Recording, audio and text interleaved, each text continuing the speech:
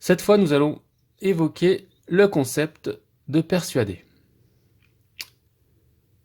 Donc persuader est très proche de convaincre, mais bien sûr il y a une nuance, sinon je ne m'y attarderai pas.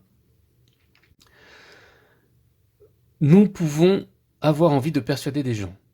Seulement, en fonction de notre idéologie, on va avoir différents outils, différentes approches pour essayer de persuader. Donc nous pouvons faire partie de l'opposition, d'un côté des oppositions, ou faire partie des gens qui ont uniformisé l'idéologie. Donc je ne vous représente pas les opposés. Celui-ci, c'est celui qui a uniformisé les deux oppositions, mais qui vit dans un monde où les oppositions étaient uniformisées, auquel cas pour lui c'est facile.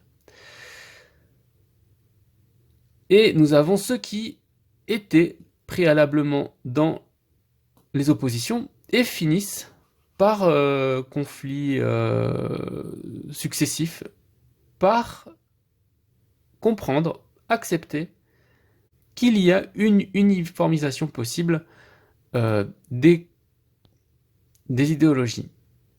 Malheureusement, il va être obligé de vivre dans cet espace polarisé.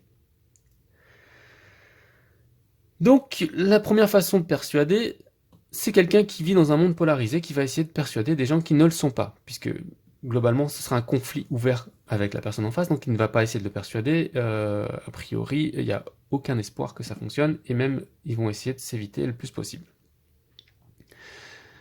Et donc, les personnes qu'ils vont croiser, ce sont des gens qui ont la possibilité de parler avec lui, et donc qui sont soit neutres, mais ça, j'en parle pas parce que c'est assez simple, hein, soit qui ont une notion uniformisée. Donc, quelqu'un d'uniformisé a l'idéologie formée de cette façon-là. Que ce soit les pro-religion ou les pro-science, les deux sont uniformisés et donc vont être intégrés à une échelle de valeurs et donc vont être complètement fusionnés. Pour lui, ce que va raconter donc le pro-religion va être valable sur ce qui est au niveau de la religion, mais ça ne va correspondre qu'à une fraction de sa réalité. Et donc, inversement, de la même façon, le pro-science va être valable sur une fraction de la réalité.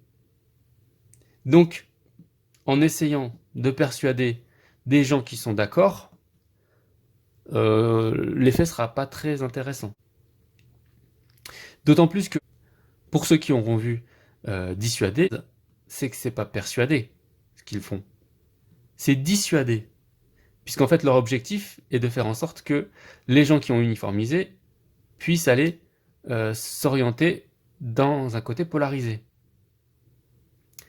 Chose quasi impossible, puisque quelqu'un qui a uniformisé, en fait, a fait la somme, la jonction des deux positions, et donc est d'accord avec lui sur les deux positions. Il est d'accord avec lui sur sa position, mais il va comprendre que sa position sur l'opposé est fausse, puisqu'il le sait. Donc il faut en déduire que c'est impossible. Il y a des cas où vous voulez persuader, et ce n'est pas possible. Et cette raison, c'est que vous ne comprenez pas que la personne en face de vous, elle a uniformisé. Maintenant, une autre personne peut vouloir persuader. C'est cette personne-là, qui a uniformisé les oppositions, et vit dans un endroit très inconfortable, car elle est obligée de vivre dans des mondes qui ne reflètent pas son imaginaire. Celle-là n'a aucune raison de le faire. Elle vit dans un imaginaire qui lui convient, elle a le pouvoir et elle est intermédiaire dans les autres univers, dans les autres réalités, alors que celui-ci est rejeté puisqu'en fait il n'est pas dans son monde. Et il ne sera potentiellement pas accepté là. Et ça, en tout cas pour l'instant, on va poser l'hypothèse qu'il n'y a pas de possibilité pour lui d'aller rejoindre ce monde-là. Donc celui-ci va dissuader, pendant que celui-ci va persuader. Donc la persuasion, elle va se faire de la manière suivante. Donc, il faut partir de l'idéologie de départ de chaque polarité, la relativiser, les aligner,